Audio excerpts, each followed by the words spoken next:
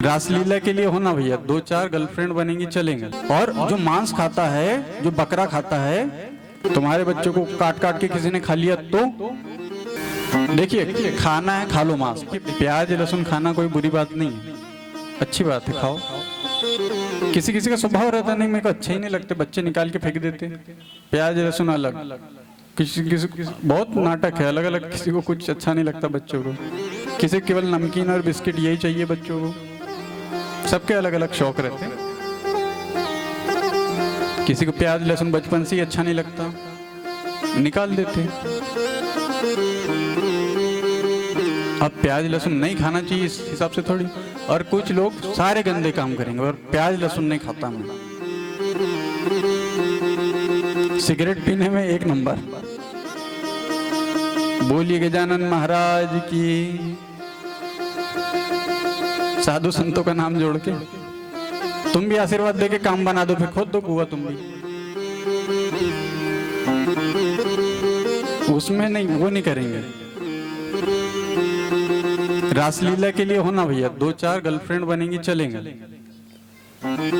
पर सांप पकड़ने के लिए जैसे ही सांप जिसके पास है, 15 मिनट सांप नहीं पकड़ाएंगे उनसे। गए, पकड़ लिया, दबा दिया, मुंह उठा के छोड़ दिया। 10 लोग पकड़ रहे थे सांप को, पर पकड़ क्यों नहीं आ रहा था?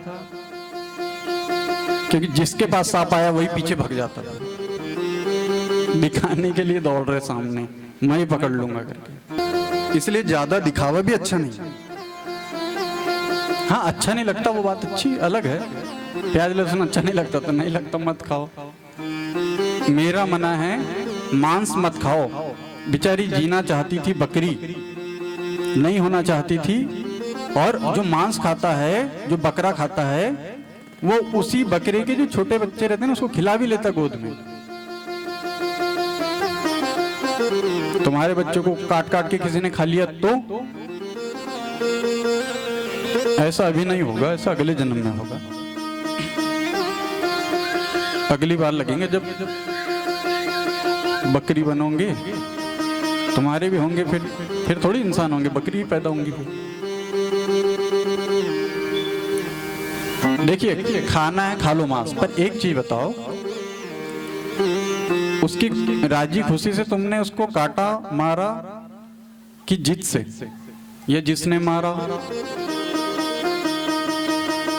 कि आपको ये पता ही नहीं कि मारने के बाद ही मांस बनता है खाने के लिए?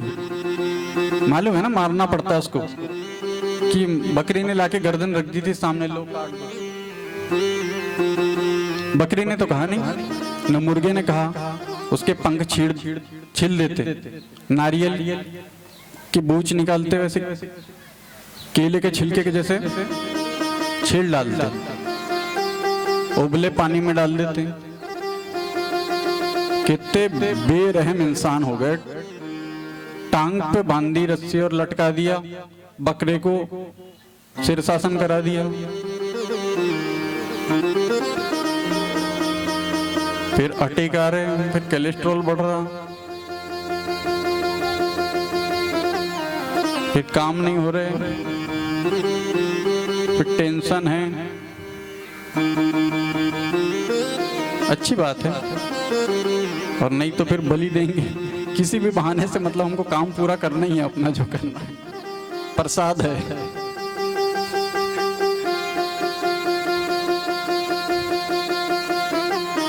बोलिए सदगुरुदेव भगवान की।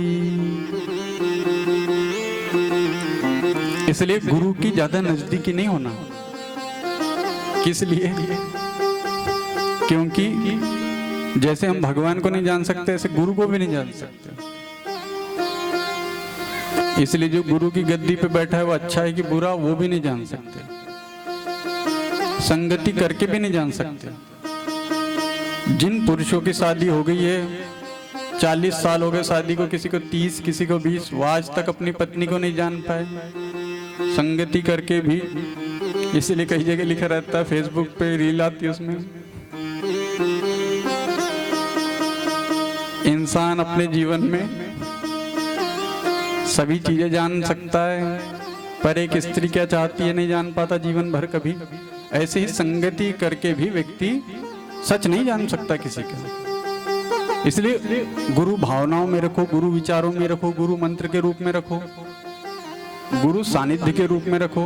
और गुरु केवल भगवान की चर्चा करता है, भगवान से संबंधित बात करता है तो गुरु है। नहीं तो गुरु घंटाल है, नरक में ले जाएगा, उसको तो परवाह ही नहीं, क्योंकि उसकी श्रद्धा ही नहीं है भगवान में। उसने तो दुकान खोली है। अब दुकान कथा के रूप में हो सकती है, दुकान कीर्तन के रूप में हो सकती है, दुकान नाम बढ़ाने के रूप में हो सकती है, शिष्य बनाने के रूप में दुकान हो सकती है। ये दुकानों के अलग अलग रूप है।